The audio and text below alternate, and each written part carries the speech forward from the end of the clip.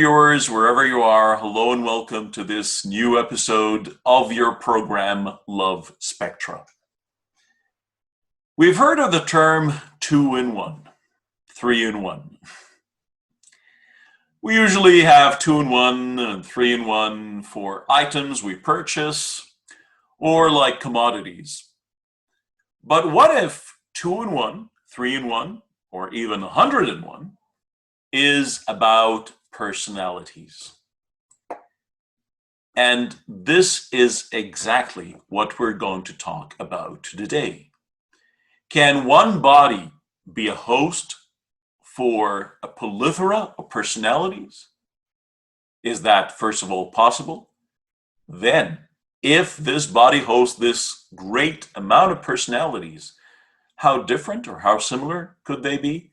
What causes this? Basically, we are talking about multiple personalities disorder. And this is something that some people actually are totally unaware of. To shed more light on this topic, I'm really delighted to be accompanied, as usual, by our outstanding guest, Odis Nasser, who is a university professor and a clinical hypnotherapist. Odis, hello and welcome again and again to the program. Hi, Muhammad. How are you? It's a pleasure. Fine, thanks. It's a pleasure to have you with us, Odis. And to start off, can you just simply define what is the multiple personality disorder? What does this mean? Sure. It's actually changed. About 20 years ago, they changed it from multiple personality disorders to DID, oh my God, I can't even. Dissociative. I'm sorry, personality disorder. I'm just going to say DID. I have a problem with, I have a little bit of problem. Okay, so just go to this definition here. So they are disassociated from each other completely. Exactly. So it's no longer multiple because they are just different personalities. It could be more than two. That's why. So we used to call it split personality or multiple. Now they're like, no, we're going to call it DID. Again, I have a problem pronouncing the first word. I'm sorry. So basically, like you said, they are multiple personalities. They can be very, very different personalities. And so how similar or different can these personalities be? Extremely different. So think of it this way. We have like different personality traits. We all have that, but this is someone who has different people inside the person, different alters. It's actually called alters, alternative reality. It's completely different people within the same body. So the best way to explain it there is there's no connection. Sometimes they don't even know that they are part of the same person. Like they don't even know each other. It's extremely, extremely rare to have them. And so might some people assume or like confuse it with demonic possession, for example? Might some people think, oh, this person is possessed or this person is like has a demon inside them, but in reality they just have this dissociative personality disorder? Yeah, until the 1800s, the late 1800s, people believed it was a demonic possession. Keep in mind, some Eastern cultures still believe that. They don't acknowledge science. They really believe that this is nothing to do with the brain. It is someone who's possessed. And instead of calling a psychiatrist, they would call an exorcist. Wow, okay. So they would conduct an exorcism instead of like some kind of psychological therapy to the patient, actually. Yeah. He's not possessed by any demon or anything, but he's just someone who's ill. And how different is it from schizophrenia? Because people know that someone with schizo or, frenia or schizophrenia, as some people might pronounce it, is someone who has multiple personalities too. So how different is that? No, it's very different. So schizophrenia is a mental disorder. It's you're born with it. You don't develop it. It has something to do with the neurons in the brain. They don't communicate. So the person would be have a detachment from reality. Meaning, I could be talking to you and I tell you I can hear noises or I can see people, but I am aware who I am. It's not like I have a different person inside of me. I am just psychotic. So schizophrenia, it's a mental illness that you're born with, and you can be treated with antipsychotics or medication, and that takes care of that. But DID is nothing to do with you're born like this. This is something, it's a development. It happens to you through different scenarios in your life. So how a lot of times people get misdiagnosed, but I Okay. know the only way you will figure out if this person has DID or schizophrenia is in DID, they lose time. So because only one personality comes up. So if you have 10, all the other 10 will be sleeping. They will be completely unconscious, unaware of what's Okay. happening. So like nine will be dormant and just one would be active. Exactly. So when And the yeah. comes up, they will tell you, I don't know what happened. I lost time. What happened? How come Okay. I'm here? Okay. Okay. That's where psychiatrists will be like, okay, maybe the person has Alzheimer or dementia, for instance, but they can rule these out. And then they're like, okay, there's a lot of testing to find out if this person has DID or not. It's very misdiagnosed. But the key thing is that the person loses time. But people with schizophrenia have some form of psychosis, you're saying, like they have illusions or imagine things that are not there. But people with DID would like they just have multiple people living inside them, but they just have one of them awake at a time, while others are dormant. Exactly. Exactly. And are there any like overlaps or anything in common between, just like you said, dementia or Alzheimer's and DID as well? The losing of time. So for dementia, they forget things. That's the thing. What happens is like they may forget people, they may forget things, but there's only one person. The person with Alzheimer's, they lose memory, which is they're just forgetting things. But the DID, it has that. They lose things and they forget the time. But the reason is different from why the client who has dementia or Alzheimer's has it, because for them it's something with the neurons. And these can be treated again with medicine. But with DID, there's nothing, there's no medication. It has nothing to do with the neurons. It's literally like half of the brain shuts down. The whole personality is like sleeping. They have no idea what happened. They would wake up one day in the middle of somewhere. They're like, how did I get here? I don't even remember. They could lose a day. They could lose hours. They can lose minutes, sometimes months. Wow. Yeah. Oh, it's very, very rare. And so for the host body, if the term may apply, Yeah. uh, how many personalities can someone handle simultaneously? Like, is it five, 10 more? Like, how many? Up to 100. So far, up to Whoa, 100. a Yeah, hundred personalities. you can. Yeah. And Sorry, Muhammad. Again, these are very rare cases. So whatever I'm telling you is based on what they have found from the 1800s, late 1800s, because it's very, very rare to find someone who has DID. And believe okay, me, if there's one who has DID, I've been identified, every single psychiatrist from all around the world will travel to visit that person because it's very rare to find them. So from all the cases they've had in the last 100 years, one or two had 100 personalities whoa, 100 personalities. That is, or alters. Alters. yeah, yeah, that's an astronomical number, really. Oh yeah.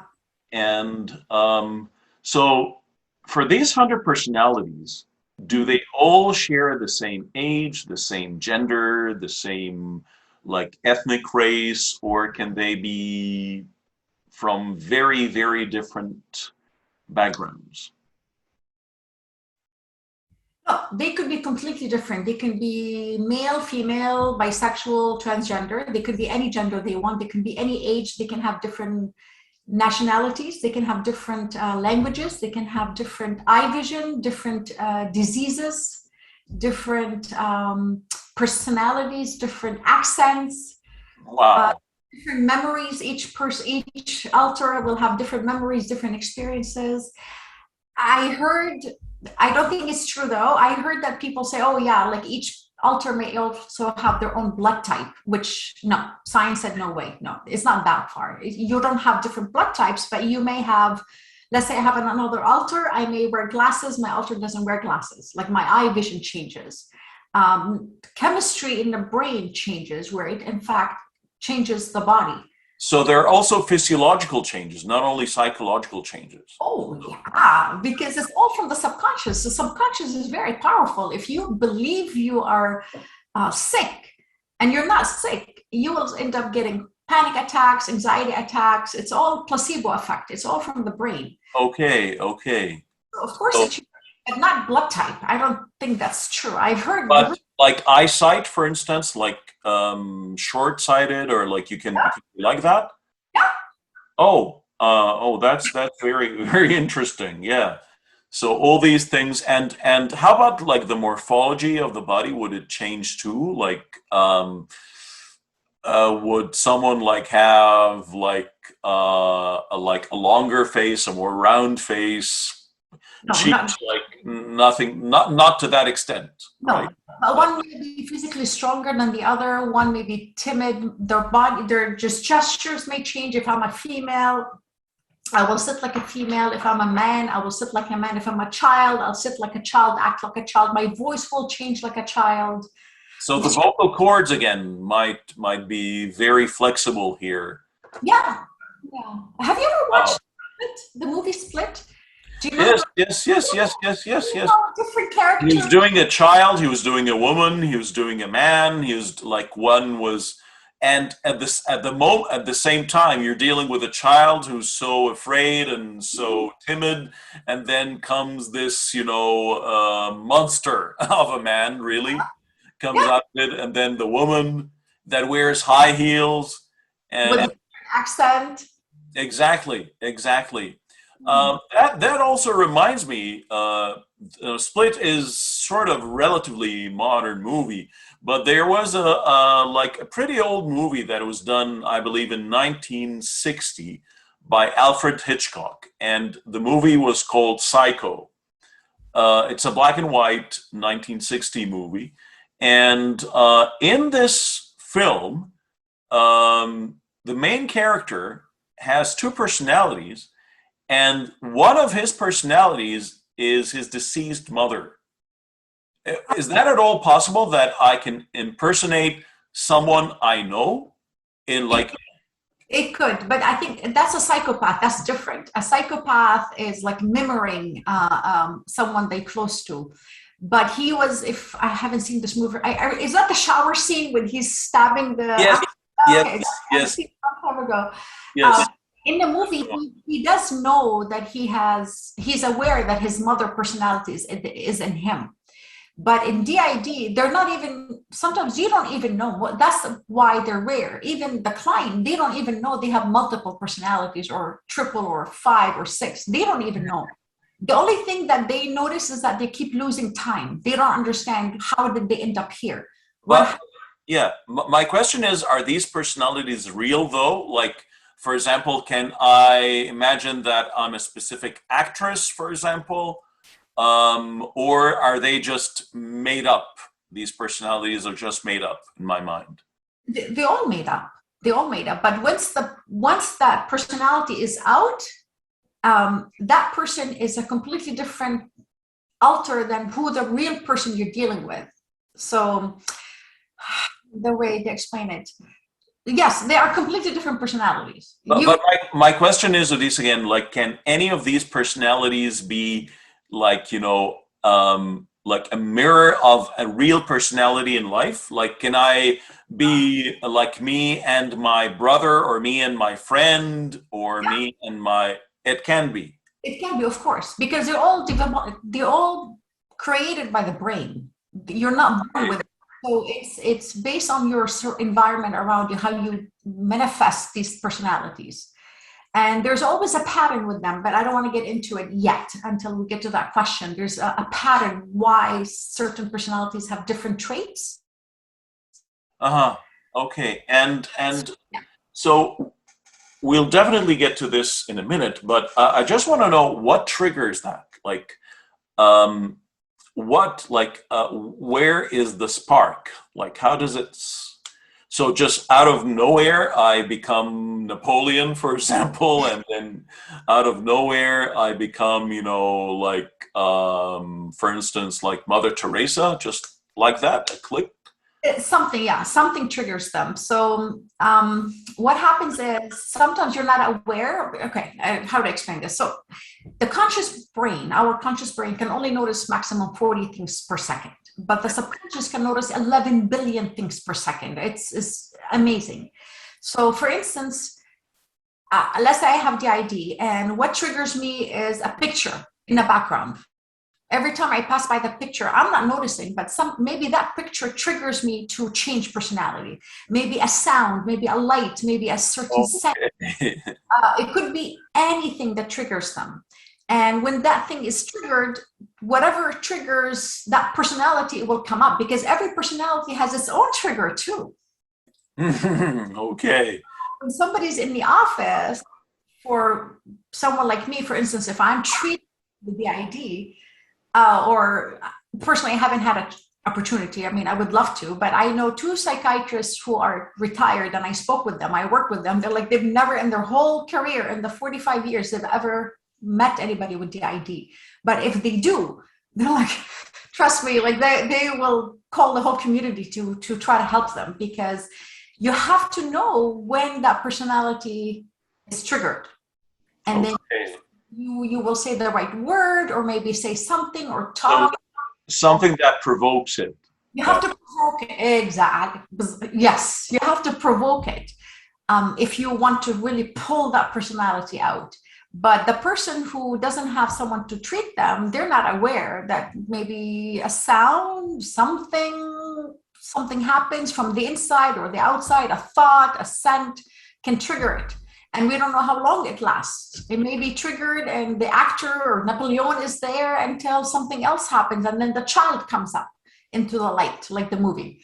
Okay, and are there some dominant and recessive personalities? Like, if I have 100 personalities in me, like, is there more like a dominant one, or can these personalities fight?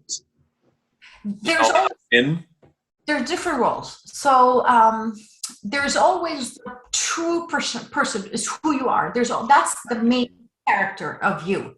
But that doesn't mean that's usually the most variable, honestly. That's not usually the dominant. There is a dominant. Do you remember, I don't know if you have experience with like Carl Jung, how he talks about the different archetypes, and the mother, the father, the hero, the god, the wise man. So think about the angels, the devil, yeah, the archetypes, yeah. So the person may have different alters, and each alter serves as a purpose.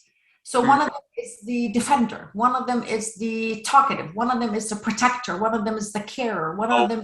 Okay. They were created by the brain to serve a function. So they all have roles. There's the firefighter, there is the protector, there's the defender, there's the bad one who keeps talking back to you, trying to encourage you, and there's the dominating one, and there's the aggressive one, and there's a murderer one. There was a case a couple of 20 years ago when the guy was killing all these college girls. It's actually just aired on Netflix. And then when the guy has no memory of it, he's like, people telling me I murdered people, I don't remember anything. And he's such a sweet boy. So these people are living in sort of parallel realms, or like they have their own paradigms, completely different realms, or multiple universes. Is that would that be possible to say? So I'm like, because the very pressing question is, what happens during the time when personality A is dormant while personality C is taking over? what happens to the dormant personality? So it just sleeps completely, or does it delve in the crypts of its own realm? And No, it sleeps. It's unconscious. It has no idea what's happening. When personality A gets up again, it will be like, what happened? No consciousness, no memory, nothing, not even awareness that there is another person that did this. That's what happened with that guy who was murdering the girls. so it totally hibernates, hibernates. Like it just loses every connection with reality. Oh, but Extremely, yeah, it's yeah, sad. It's sad. that is really amazing. And what kind of personalities are more likely to get DID? It's What not. kind of a lifestyle would drive you to DID? You mean like what causes? It's nothing to do with the personality or lifestyle. It's you want to think of what causes it, because in psychology we always say there's three things that makes you a person: nature, you're born genetically, DNA; nurture, or your choices in life. The choices you make changes you. In DID, it has nothing with neurons, it has nothing to do with genetics, nothing you can inherit. It's nurture. Most of the clients who have DID have somehow been exposed to not just trauma. I'm not talking like somebody war trauma. I'm talking like torture, like horrific experiences, and usually as children. So as a child, a 3-year-old who has been beaten by his mother or father, and he has been watching abuse and torture and blood and murder, and he is a child. A child doesn't know how to escape. He's locked in the bedroom for like months and months and months, being tortured by his father or mother. Mhm. The only thing the child cannot escape, where is he going to go? He's locked. So in his mind, he can only escape inwards. So what happens as a child, I'm terrified. I'm just in extreme torture. I'm watching like the fear. So it triggers, I start to imagine a mother figure to protect me. I try to imagine Okay. Okay. someone to keep me quiet, to calm me down, because it's traumatic. It's so sad. Like these clients who have DID, they're the most vulnerable people. They have experienced such a severe torture that the only way out was to create these fake personalities. So if I have, let's say, created a mother figure because my mother used to abuse me, and this becomes more empowered, and because she would be hitting me with an iron and there was blood everywhere, I'm just giving you the worst case scenario. Mhm. This mother figure may continue with me, and one day I will be watching somebody ironing, and that may trigger that mother Oh, personality. yes. Okay. Okay. So you have to relate it back. You do like chain analysis, trying to figure out where that trigger is. It could be blunt, it could be something, but there's always one thing in common: torture beyond belief. Children. It's always children. You don't develop this at a later age. You're developing it as a child before age of 6. By age of 6, you have personalities. You have different personalities.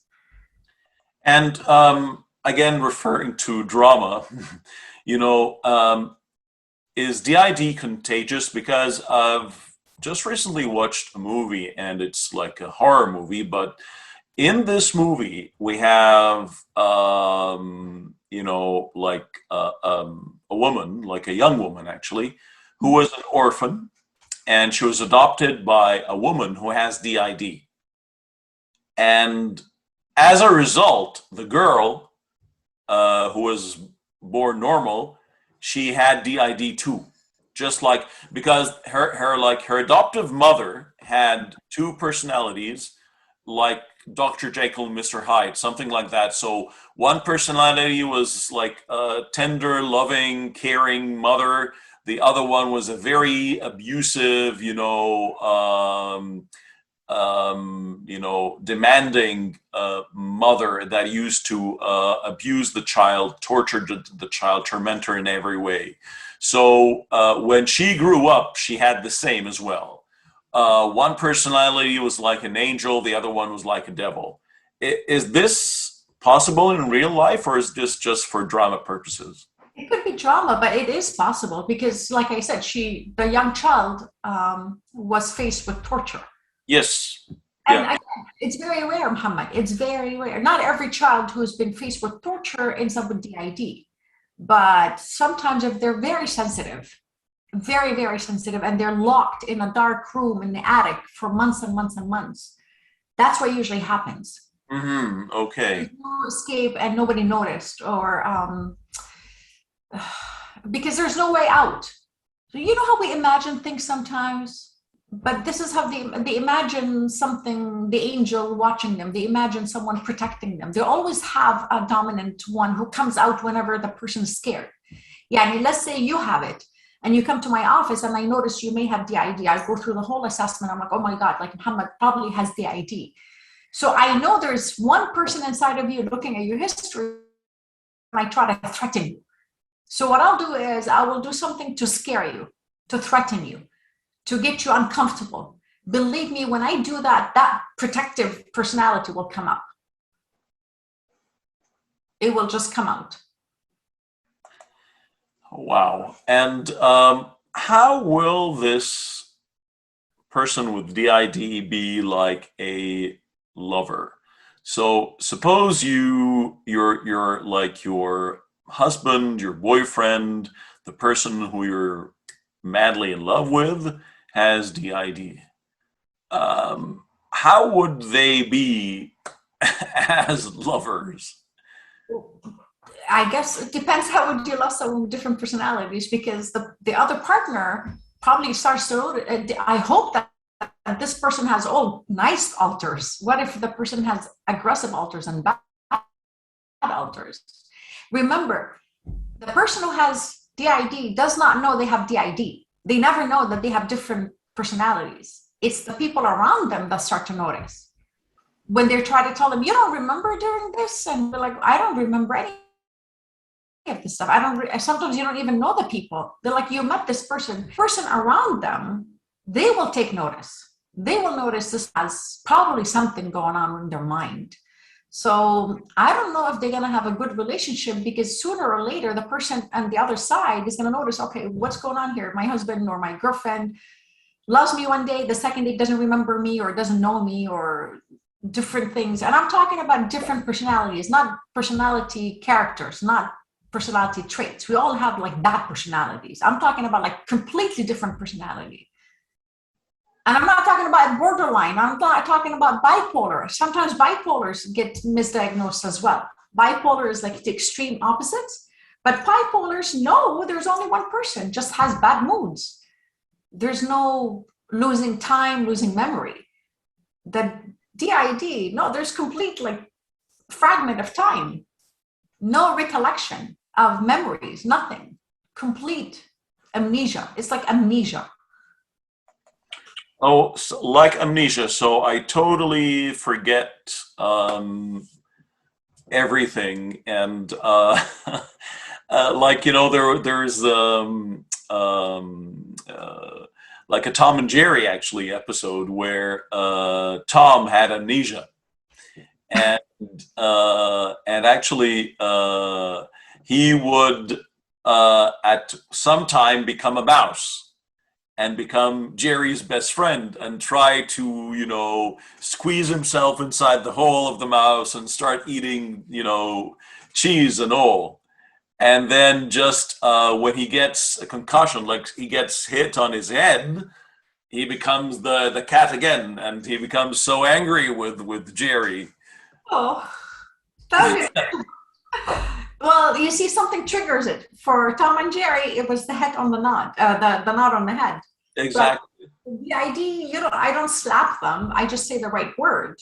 But it takes forever to find how many percent. Sometimes it takes years and years of therapy for the doctor to notice, oh my God, this person has another personality, another personality. You don't know, because a lot of personalities are hidden. Sometimes they don't come out. And do they develop over time, or are they all born simultaneously, just like? Over time. So it could start from age 3 to 5, depending on the environment around the person, whatever that person needs to create in their mind to protect them. So there's a protector, there's the bad one, there's the father figure, the mother figure, the God figure, the whatever characters you need. But there's always one character in there, the abused. That's who you really are. If Okay. you remember in Split, that little boy, if you remember the movie, the boy, that was who he really was. And in the end of the movie, he woke up and he's like, I don't remember anything. I'm only 13. He forgot the whole, and he was 30. So 15 years of his life were gone. When he woke up, I don't know if you remember the movie, but in the end of the Yes, movie, yes, I do. Yes, and can one of these characters kill the other? in the mind, no. You, Like, can I, for instance, like again, um, one of these characters might, be like, for example, a nihilist or something like that, and then I can just get a dagger and start, like, like cutting through my own veins or like cause myself to bleed to death. yeah, because you could be one of the characters who is into self-harming, of course. Mm-hmm. Yeah, but you can be like hurting yourself trying to kill that. Let's say I'm the abused alter, and I'm out here and I'm trying to do myself harm. I'm trying to kill myself, but I'm only trying to kill myself as the abused because again, I don't recall that other people. But Okay, yeah. as I'm myself, maybe the dominant will come out and say, "What are you doing?" And then the dominant will say, "What are you doing?" It's to get into their mind is, and like maybe 5 characters will be triggered in 1 minute, each one for 30 seconds. It's they come out in the light, like they say, like they come out, you just say something, they will come out, one will come out. Okay. And that's why in the Middle East and the in third world countries, they say, oh, they're demons or something, because they're different languages, different, not languages, they could, but different accent, different voice, and and people are like, oh my God, he's the, and they start throwing the holy water on them. None of that stuff is real, guys. Like, this is sick person you need to deal with. You have to really know how to deal with it, because Yeah, more damage. because yeah, like according to the stereotypes people have in their minds, those people with DID might look like having demonic possession, or like they might look as if they're conjurers, maybe as well. Like all sorts of things can come to mind. Last but never least, because it's a very important question, I believe, is there a way out? Is there a cure? It's not through medication. Not like schizophrenia, you give them antipsychotics. Actually, hypnotherapy, what I do, is the best way, because what happens with the alters are all hidden in the subconscious, not in the conscious. There's no awareness of them. So as a hypnotherapist, I'm trained in this. This is what I do. I'm actually specialized in DID, which I don't see a lot of them. But what it is that I will, through the assessment and through lots of questions, I try to learn the history of the client. But again, I don't know which alter is talking when the client comes in. I don't know if this is Steve or Abbas or Lola or whatever. I don't even know if the person has the ID. So it's very important when I'm talking to the client, I have to build trust. It doesn't work without trust. I have to make the person trust me enough for the second alter to come up. When the second alter comes up, I'll be like, okay, wait a minute here. He'd be like, hi, who are you? It would be like, I'm having a discussion with another person all over again. So I would be like, okay, here we go. I think maybe there is, because I don't want to label anybody. So I go through the questions again, and then I have to befriend the second alter. So you gotta bring one at a time. Make friends with each one. Let them know there's sometimes maybe 30, 40 hiding in the back. They don't want you to know. They may be watching them. And maybe there's one who is manipulating all these alters, telling them, you go. There may be like the devil behind them. It's amazing. It could take years before you can talk to each one. But what happens is when you do therapy with each one at a time. So one alter, make peace with it, make it understand, and I will tell it, okay, like integrate part of the system. The second alter will come up, integrate them in the system. My goal is to make the person in front of me one person. So these alters will never leave, but what I do is integrate them. So the mother figure, the father figure, the holy figure, the wise man figure, I try to make them all work together as one person. There's no medication. It's all about hypnosis, trying to get them out. I'm trained on spiritual detachment, believe me. It's called exorcism. I'm trained in exorcism, but not like going to Rome and Vatican and do the exorcism school. I'm trained in UFT. It's called spiritual releasement. It's exorcism, but it's not exorcism. What it is, I know how to talk to each altar, take it out, talk to it, convince it to leave. Have I seen somebody making weird stuff? Oh, yeah. I was working with a sheikh one time. With a sheikh. He really believed this guy was demonic. I was laughing, but I didn't want to laugh in front of the poor guy and his parents and the sheikh. But I know he's sick. The sheikh really, really believed this guy was demon. I'm like, okay, khalas. Okay, you believe that? Just leave the room. And this guy was making noises. Nobody turned their heads. Nobody went there. There was no blood. There was no noises, nothing. The poor guy was sick. You just have to know how to treat it. That's it. Yeah, many things, of course, like, like DID, maybe like schizophrenia, like epilepsy as well.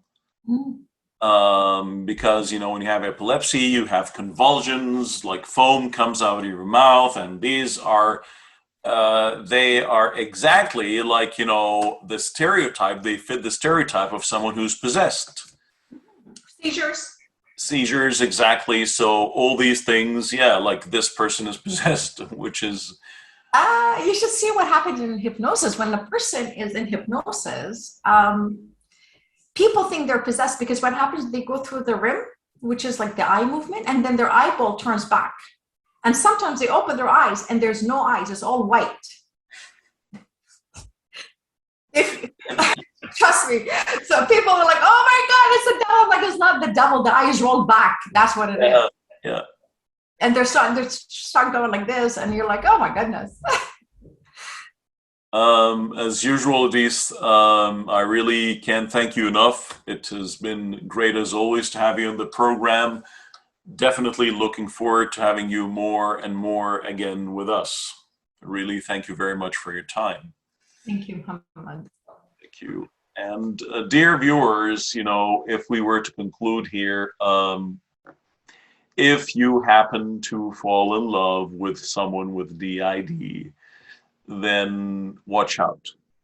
You need all the luck in the world, really, with you, because if you find him or her cheating on you, they're not cheating on you. It's not them.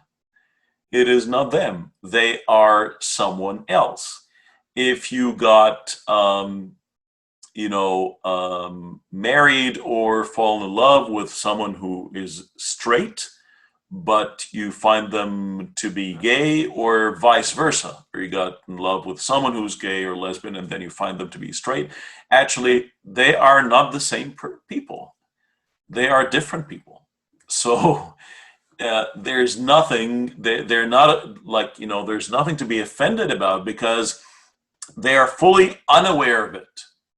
They're fully unaware of it. Like, it's the same body, it's the same outer look, but under this facade, or like if you have a profound analysis of what's within, it's completely different, although they might look similar from the outside. So you better watch out for that. In this day and age, of course, with all the different pressures that people face day to day, likelihood of having that is higher, although of course, it's a good thing to know from Adis that it's very, very, very rare, but nevertheless, it's there. It's there somehow. And with all the different pressures we get, because always extreme pressure and extreme torture and tormenting is what usually triggers that in. So, so really, respect of human dignity is extremely important. It's really imperative. with all the pressures today and with all these dreadful stories we hear about torture in different parts of the world, these things might come up to the surface more frequently now. So, but the good news is as well, there is a way out through hypnosis. So you would need to contact a clinical hypnotherapist, someone who's a real expert in this field, to conduct a scientific exorcism, not a religious or form of exorcism, but a scientific exorcism. This is what you need to conduct. Dear viewers, until we meet again, I hope you have a very pleasant time. Please take good care.